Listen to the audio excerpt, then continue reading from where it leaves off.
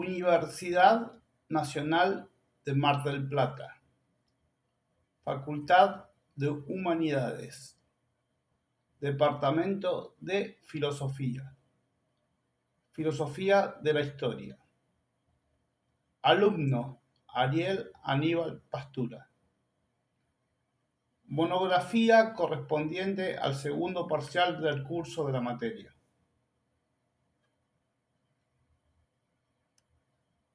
Tema: el procedimiento genealógico como una crítica del valor de los valores.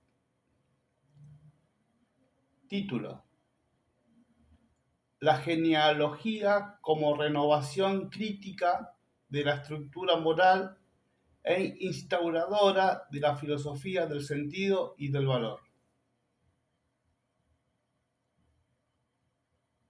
Introducción. La disruptiva obra de Friedrich Nietzsche, La genealogía de la moral, introduce en la filosofía una perspectiva totalmente novedosa ante los juicios morales.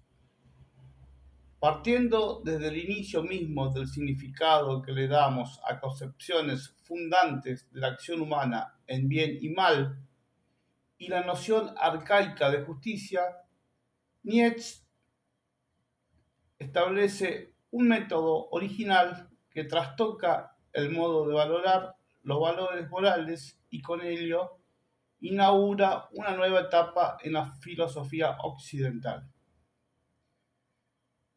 Iniciando nuestra labor, debemos determinar qué se quiere decir con valor de los valores. El hombre, al vivir, aprecia, percibe, siente y valora. Valorar es medir, pesar, usar metafóricamente hablando la regla y la balanza.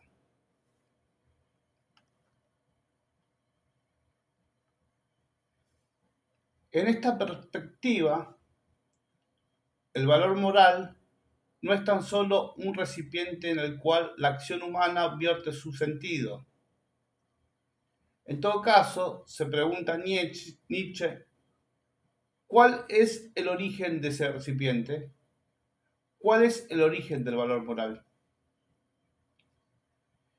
Esta inclinación humana por juzgar determina valoraciones, pero las mismas no juzgan, por el contrario, son modos de ser.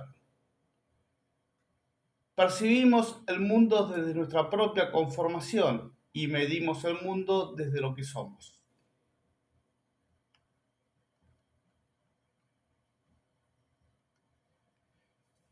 Esto establece una doble imposición de la determinación de los valores, tomados como principios los cuales dirigen nuestro modo de ser, es decir, forman nuestras valoraciones.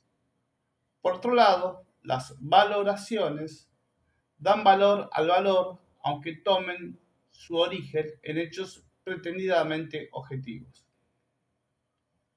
Nietzsche, al tomar distancia de ambos enfoques, alumbra la filosofía crítica. Cuando analiza las condiciones de nacimiento del juicio moral, busca el linaje de los valores, sus inicios en la acción humana a través de la historia y la significancia conceptual que los valores toman en el transcurso del proceso. Es decir, es una genealogía de nuestros valores, el elemento que crea la distancia entre los valores y el valorar. ¿Qué valoramos cuando valoramos? ¿Cuál es el valor de lo bueno o de lo malo? No está en el propio valor. La genealogía niega el valor que cobra su identidad en la utilidad mecanicista.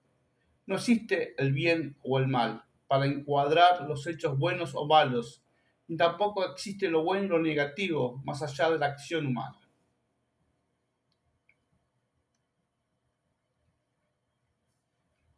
La genealogía es aquello que se destaca desde el valor que determina su propio valor, su estatura, su significancia, y es también punto de partida de aquello que se visibiliza. el elemento diferencial que crea la distancia valorativa que pregunta por su valor. Es una mirada crítica, evaluativa, aún así es un elemento activo y creador. Genealogía es nacimiento del valor y a la vez diferencia desde el origen.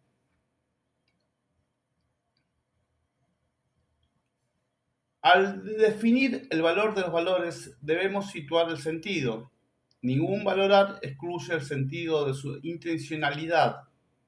Todo fenómeno, sea natural o éticamente humano, es un signo, una señal que cobra sentido en lo que expresa.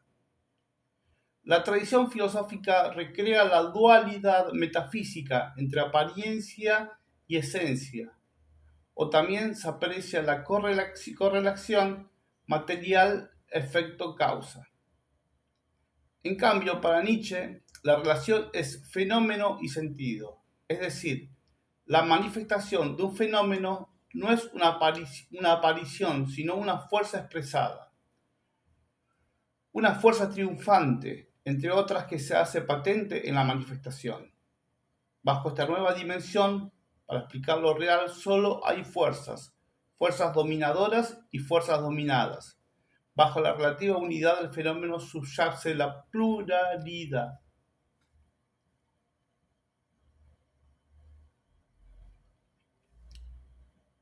La historia de cualquier fenómeno es la sucesión de esas fuerzas triunfadoras, dominadoras, que se expresan en la manifestación de algo, de una cosa o fenómeno, que coexisten con las fuerzas avallazadas, que pugnan pero no lo logran. Lo uno y lo múltiple, reunidos en un fenómeno, es así como la fuerza dominadora imprime el sentido al fenómeno. Un fenómeno cambia su sentido en función de la fuerza que lo posee y lo apropia. La multiplicidad es una clave de la filosofía del sentido y del valor, una clara resistencia al esencialismo filosófico. Los acontecimientos no son hitos pétreos, son fenómenos que expresan una miríada de sentidos, y la tarea del filósofo es interpretar, es decir, sopesar, medir y ponderar. Cada cosa se relaciona con la fuerza que los posee. El fenómeno, cosa o acontecimiento, no es un agente neutro, es afín a la fuerza que lo posee.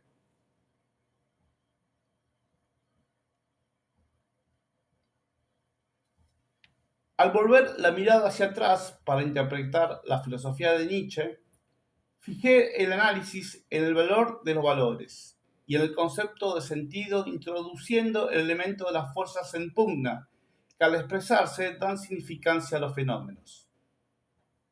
Pese a esto, queda pendiente un concepto fundamental en el pensamiento de este filósofo, la noción de voluntad.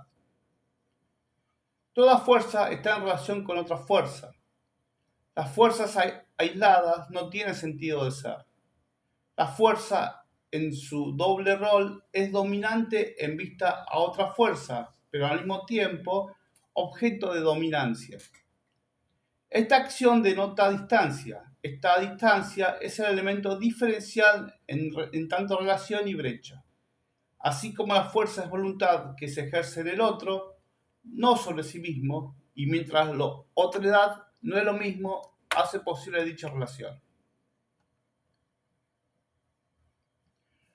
Un tipo de relación dominante y por lo tanto una voluntad de poder.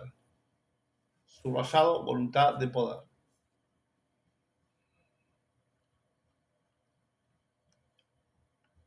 La voluntad solo puede ser accionada en otra voluntad. Donde hace aparición un efecto, ahí se patenta este juego de voluntades. No hay una progresión causa-efecto unidireccional. Un efecto es una manifestación de una pugna de multiplicidades. Mientras una voluntad ordena, otra voluntad se ve impelida a obedecer. En ellas se establece una jerarquía, la cual es la diferencia en el origen. Se entiende en esto la teoría de la genealogía, es comprender la progresión desde el sentido al valor, desde la interpretación a la valorización. Si el sentido es la expresión de una fuerza en una cosa, ella será tan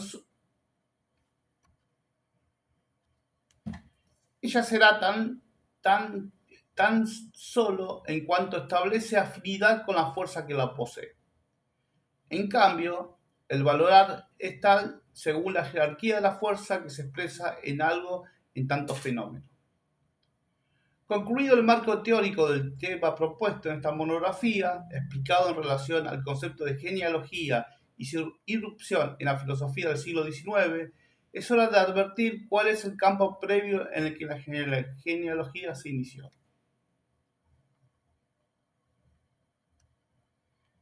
Nadie puede negar que el pensamiento y la propia vida de Nietzsche no pasó indiferente para nadie. Por lo contrario, sus ideas revulsivas, sin lugar a dudas, modificaron para siempre la filosofía y la cultura occidental en general. La larga lista de pensadores a los cuales refuto comienza con Sócrates, hasta llegar a Schopenhauer, pero acentúa su mirada especialmente en Kant. Su lucha es contra el nihilismo, aunque también contra el ideal ascético, al advertir la presencia de ambos tanto en la filosofía como en la ciencia de su época.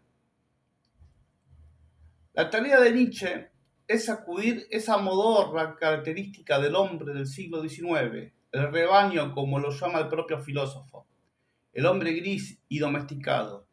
Y en este ámbito es en donde su pensamiento reformula la estructura moral previamente establecida. El objetivo es mostrar el recorrido que presenta Nietzsche en su filosofía crítica, contraponiéndolo con el pensamiento de sus colegas adversarios. En qué ideas opuso resistencias y en qué aspectos fundamentales de la cultura occidental corrió el velo con su forma de pensar, para luego, por último, poder apreciar nítidamente su propia filosofía y los efectos de la misma en el pensamiento filosófico posterior. Desarrollo. En la genealogía de la moral se puede apreciar la estructura formal de la obra de Nietzsche, compuesta de 3 tratados. Cada uno de ellos aborda una parte de su propia teoría. En el primero introduce el concepto de resentimiento. En el segundo nos habla sobre la mala conciencia. Y por último, en el tercero, el ideal ascético. Las 3 son formas en las que se manifiesta el nihilismo. El nihilismo. El nihilismo es un despreciar la vida y negarla. En ese negar y despreciar hay ficción. Es un falsear en donde la vida se convierte tan solo en apariencia y engaño. Una existencia irreal que, tomado en su conjunto, es un valor de nada. El nihilismo se asocia a la idea de un mundo suprasensible, donde Dios, la esencia, el bien, lo verdadero, conforman las formas de este universo. Tal es así que si tomamos estas formas como valores superiores a la vida, hasta elevarlos a la categoría de puntos nodales de nuestro existir, los mismos se transforman en elementos de una ficción, un autoengaño. El efecto que provoca este valor superior a la vida es el desprecio de la misma y la negación del mundo. Manifestación expresada de la voluntad de negar. Por lo tanto, el nihilismo es sin duda voluntad de poder. Es decir, la nada como voluntad y su sentido es el valor por la nada tomada como vida. Ficción de los valores superiores que toman significativa a la nada, alzándola por encima de la vigorosa presencia afirmativa del universo real y concreto. El segundo sentido del nihilismo es negar los valores superiores, y en ese modo ya no es una voluntad sino una reacción. Rebeldía o negación ante el mundo suprasensible del que se le quita validez, donde se afirma la vida pero con fuerzas reactivas, una vida sin valores, sin norte ni finalidad. Depreciación de los valores superiores. Aquí el nihilismo niega a Dios, al bien y a la verdad, y las formas de lo suprasensible pierden su valor. Dios ha muerto, proclama Nietzsche. En el primer sentido del nihilismo se negaba la vida desde los valores superiores y en nombre de ellos. Ahora, en el segundo sentido, se afirma la vida, pero una vida despreciada, una vida que se desliza hacia la nada. Mientras en el primer sentido se opone la esencia a la apariencia y se convertía la vida en un acto de apariencias, en el segundo todo es apariencia. El sentido nihilista de los valores superiores es la manifestación de una voluntad de poder como negación. En el segundo sentido del nihilismo, en cambio, se aprecia el pesimismo de la debilidad y su principio es la vida reactiva, las fuerzas reactivas reducidas a sí mismas. Título: La genealogía de la moral y su estructura. Volviendo a revisar la estructura de la genealogía de la moral en sus 3 tratados anteriormente citados, comienzo por el resentimiento. ¿El resentimiento de quién y por qué? En su búsqueda genética del concepto de bueno y de malo como valor moral, Nietzsche enmarca en los pueblos antiguos a los señores,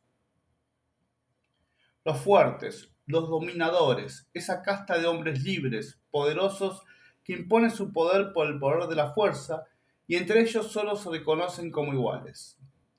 Siempre imponiendo sus intereses e intenciones se veían a sí mismos como los buenos, los nobles y valerosos. Aquí radican las fuerzas activas, egoístas, avasalladoras, los que Nietzsche engloba con el concepto de la moral de los amos. Por otro lado, en los débiles y sometidos nació el resentimiento. El percibirse subyugados, dominados, traspusieron sus emociones en valores. Ellos eran los buenos por estar sometidos y dan el nombre de malvados a aquellos otros, los fuertes y dominadores. Con el resentimiento nacen fuerzas reactivas. Se presenta una transvaloración. Lo bueno es el sufriente, el débil. El triunfo de las fuerzas reactivas crea un nuevo sentido, claramente una ficción. Separa la fuerza activa de lo que puede y lo transforma en reactiva bajo el marco de una realidad ocultada y distorsionada. En segundo término tenemos la mala conciencia. En este caso, su naturaleza es la expresión de una fuerza que se vuelve sobre sí misma, una antinomia. El inicio del mundo invertido, según Nietzsche. Por último, el ideal ascético nos vincula con la más profunda caracterización de una realidad distorsionada, mistificada. Es un ideal que contiene a todas las ficciones de la moral y el conocimiento, una voluntad que prefiere a la nada aunque siga siendo voluntad.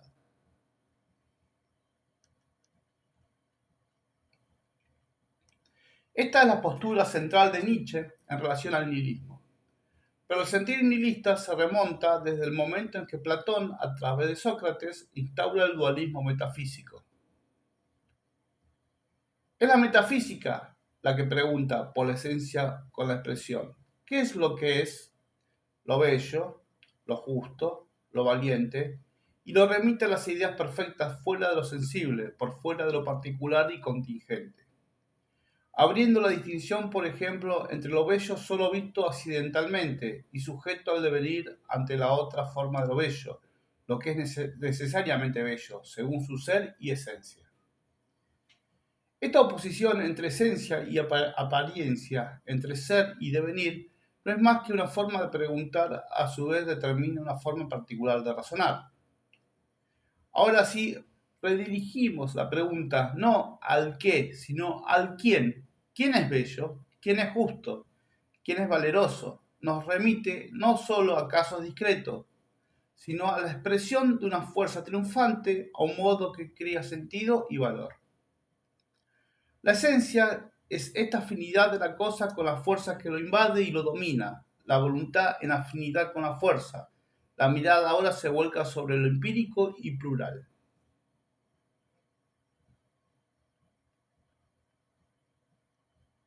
La esencia, al ser de las esencias, es una realidad perspectiva y múltiple. El foco está en qué es algo para alguien o para algo. El pluralismo no niega la esencia, no hay relativismo aquí. La esencia depende en cada caso de una afinidad entre el fenómeno y la fuerza que se expresa en él, y en un enlace coordinado entre la fuerza y la voluntad. En definitiva, la esencia es sentido y capacidad de valorar. Título: Filosofía del sentido y el valor como filosofía crítica. En un segundo movimiento, Nietzsche postula su filosofía del sentido y del valor como una filosofía crítica. Su intención es claramente refutar el trabajo de Immanuel Kant, al cual acusa de no haber completado su tarea, ya que en su obra Crítica de la razón pura plantea una crítica total, pero sin embargo no llega a ser ni crítica ni total, porque no introduce el problema en términos de valores. Kant prevé que la crítica, para ser tal, debe ser total y positiva. Total en tanto exhaustiva, ya que nada debe escapar de ella, y positiva en el sentido de no limitar el poder del conocer. Es una crítica que pretende ser victoriosa contra el dogmatismo de los teólogos: Dios, alma, libertad, inmortalidad. Pero lo que declama no lo lleva a cabo. Al presentar su crítica, actúa como el juez que delimita el territorio del conocimiento, pero no lo pone en entredicho. Tampoco la verdad es juzgada, no hay nada que se sobrepone a ambos. Mantiene sus ideales en sus preguntas fundamentales. ¿Qué puedo saber? ¿Qué debo hacer? ¿Qué me es permitido esperar? La crítica de Kant trata de justificar porque en el fondo cree en lo que critica. Nietzsche determina que el propio conocimiento es una falsificación, una ilusión. Kant, en la crítica de la razón pura, hace una crítica inmanente a la razón, como posibilidad del conocer. No se puede ser herramienta y obra al unísono. No hay instancia exterior, la razón es juez y parte. En Kant, los principios trascendentales son sólo condicionamientos del saber. Son tan solo límites de frontera, no hay aquí una génesis interna del saber. No se aprecia las fuerzas de la razón y el entendimiento que se expresa en ellos. ¿En qué voluntad anida en ellos que hace posible su génesis y sentido? En la genealogía, el verdadero filósofo del sentido y del valor descubre la génesis interna de todo fenómeno, la voluntad de poder como principio genealógico en un principio legislativo, es decir, creador de nuestros valores. Por lo tanto, es apto para hacer una crítica interna a la razón. Y el entendimiento, para que muestre sus máscaras, el conocimiento es creación y la voluntad de poder es voluntad de poder.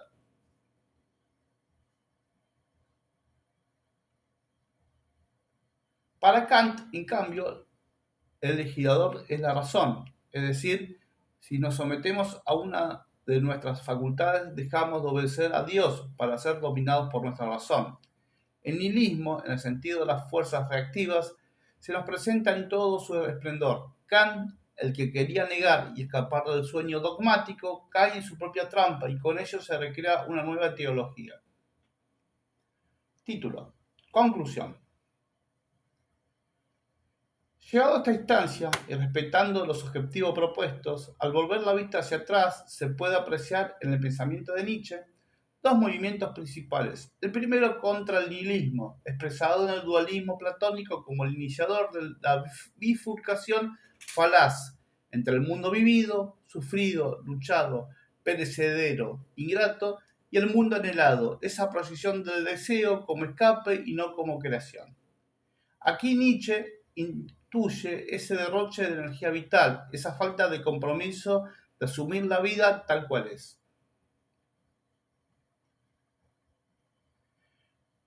Entrando en su obra aquí estudiada, es decir, la genealogía de la moral, el nihilismo se le recrea en una especie de arquitectura formal, expresada en sus tres formas: el sentimiento, la mala conciencia y el ideal ascético. Las tres remiten a un mismo concepto en su dimensión y progresión histórica: el escape hacia la nada como consuelo y degradación, los modos en que la cultura del hombre occidental interiorizó ese escapar de las rudezas del mundo, posicionado desde el punto de vista de la experiencia vivencial de cada momento histórico. Contra esta mala vida, Nietzsche propone un pensamiento fundante no en un relativismo rampante, sino en un perspectivismo optimista. Es aquí y el ahora donde la vida es vista desde la acción introspectiva y creadora. La fuerza que crea sentido, la voluntad que desea y lucha por su aserción. La vida y la existencia vuelta hacia sí misma como una acción afirmativa. El segundo movimiento se inscribe dentro de la crítica a Kant, en una refutación exhaustiva y rigurosa tanto en los objetivos como en los métodos propuestos por Kant, en su obra insignia Crítica de la razón pura. Ante los ojos de Nietzsche, pone a la razón ante el tribunal de la justicia, pero hace trampa. En el proceso, la razón es un juez que anticipa sus fallos a su propio favor, y un juez así no puede hacer una verdadera crítica. Por último, nos queda su legado, la filosofía del sentido y del valor, una forma nueva de pensar, pero aún más del existir, un velo que se corrió para siempre en el pensamiento humano. Fin. Bibliografía citada: Deleuze, Nietzsche y la filosofía. El propio Nietzsche, La genealogía de la moral, 1877.